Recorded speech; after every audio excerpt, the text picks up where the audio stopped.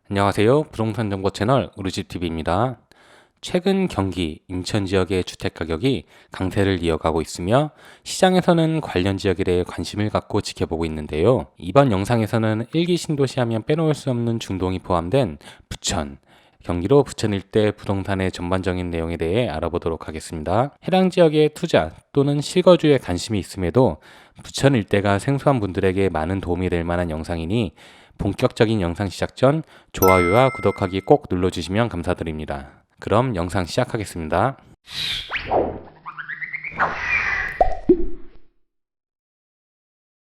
부천은 행정구역상 경기도에 속하며 크게 보면 경기도 중서부, 서울과 인천 가운데 위치해 있고 지도를 확대하면 서울의 구로구, 양천구, 강서구, 그리고 인천의 계양구, 부평구, 남동구, 부천의 남동쪽으로는 시흥시, 광명시와 접해 있습니다.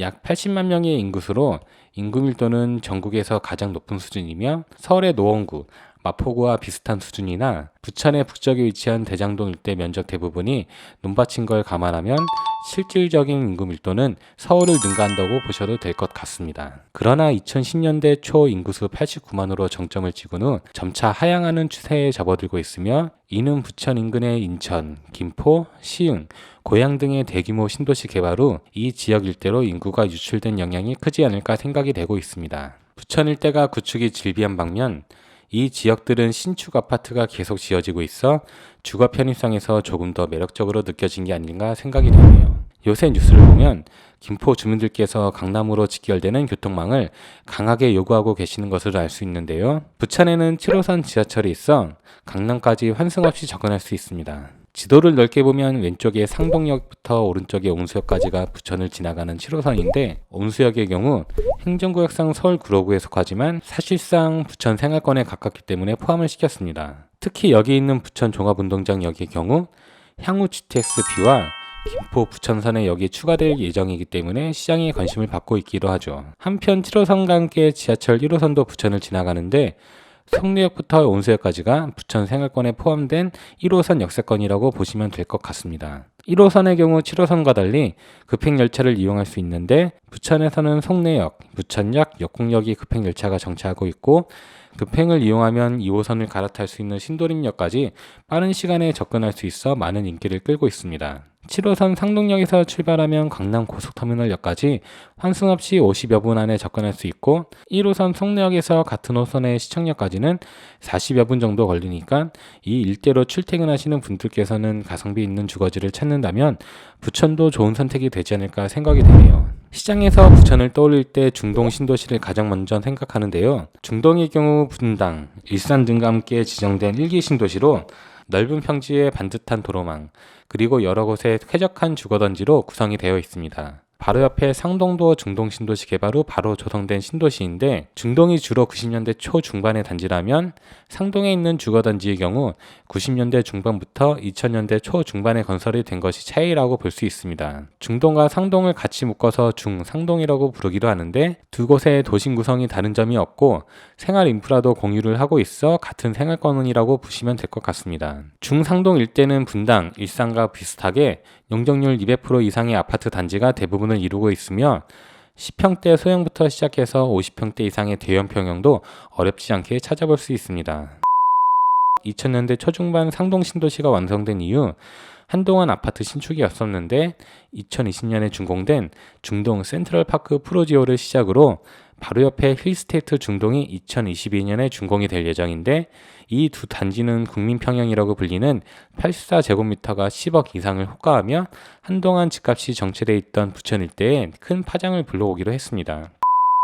중동은 계획신도시답게 대형 공원인 부천중앙공원이 자리 잡고 있으며 공원에 바로 근접하여 부천시청이 위치했습니다. 또한 롯데백화점과 현대백화점, 그리고 이마트, 홈플러스 등의 쇼핑몰과 함께 대형 병원이 있어 높은 퀄리티의 생활 인프라를 가지고 있으며 초, 중, 고등학교도 각 단지마다 부족하지 않게 배치가 되어 자녀를 통학시키는 데도 큰 부담이 없는 것이 특징입니다. 다만 이런 많은 생활 인프라가 중상동 일대에 다소 집중이 되어 있어 다음에서 다를 부천 구도심 주민들이 불만을 느끼는 것도 없지 않아 있다고 하네요.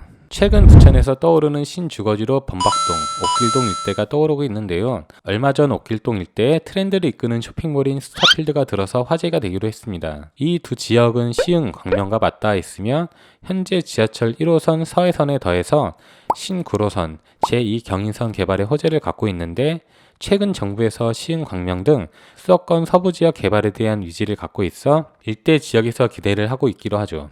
앞서 말씀드린 중상동에 비해 면적이 상대적으로 좁긴 하지만 옥길동이 공공택지 개발지구인 만큼 부천에서 보기 힘든 깔끔한 도로망과 구분된 주거지역으로 구성이 되어 있으니 참고하시면 좋을 것 같습니다. 중상동이 계획신도시답게 대규모 아파트 단지와 넓은 도로망이 있다면 반대로 이 일대를 제외한 부천 구도심 대부분은 신축, 구축 빌라와 좁은 도로망을 갖고 있어 주거 편의성이 다소 떨어지는 점이 있는데요. 특히 부천 오정구의 경우 서울 강서구, 마곡 일대와 맞닿아 있음에도 불구하고 마땅한 아파트 단지가 없어 마곡 주거 수요를 끌어오는데 다소 한계가 있는 것이 아쉬운 점이기도 합니다. 그러나 이 같은 부천 구도심에도 최근 몇 년간 재개발, 재건축이 꾸준히 진행되어 현재보다 향상된 주거지로의 변신을 꿈꾸고 있습니다. 부천에서 대표적인 재개발 지역으로 소사역에서 운수역 사이 괴한동 일대를 손꼽을 수 있으며 작년에 운수역 근처에 준공된 이편한 세상 운수역을 그 예로 들 수 있겠네요. 한편 부천 구도심에는 대규모 재건축이 아닌 소규모 가로주택 정비 사업이 최근 여러 곳에서 추진이 되고 있는데요. 아무래도 앞서 말씀드린 대로 재건축을 할 만한 대규모 아파트 단지가 거의 없기 때문에 소규모 재건축이 추진되는 것으로 보여집니다. 가로주택 정비 사업은 도로를 맞댄 빌라를 묶건 1개에서 3개 동 정도 되는 소규모 아파트 단지로 재건축하는 것으로 간단히 설명드릴 수 있는데요. 대규모 단지가 아닌 것이 아쉽지만 인허가 절차가 간단하여 뜻이 있는 빌라 소유주들이 모이면 재건축하는 것이 어렵지 않은 것이 장점이기도 합니다. 부천 원종동 일대 가로주택 정비 사업이 활발히 진행이 되고 있는데 서울과 맞닿아 있으며 지하철 서해선 개통을 앞두고 있어 개발 압력이 강하게 적용된 것으로 보여집니다. 앞부분에서 부천의 많은 인구수에 대해 설명을 드렸는데요. 부천의 인구수가 많은 이유로 다소 저렴한 주거 비용에 더해 많은 일자리 수를 들 수 있습니다. 부천 내 자체적으로도 중소규모의 2차 산업 사업체가 곳곳에 자리 잡고 있으며 북쪽으로는 서울 서부권의 대표적 일자리 밀집 지역인 마곡이 맞닿아 있고 이 일대에 김포공항이 자리 잡고 있어 풍부한 일자리 수요를 자랑하고 있죠. 또한 서울 가산 디지털 단지가 있는 구로까지도 1호선을 이용하면 어렵지 않게 접근할 수 있어 이 일대로 출퇴근하는 분들 상당수가 부천을 주거지로 선택하고 있습니다.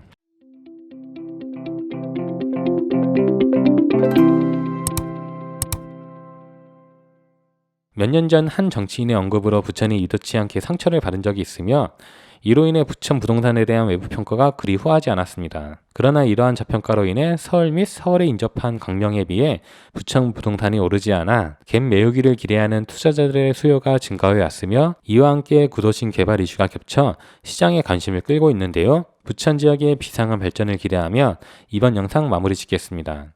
영상이 도움이 되셨으면 좋아요와 구독하기 눌러주시기 바라며 다음 영상에서 또 찾아뵙겠습니다. 감사합니다.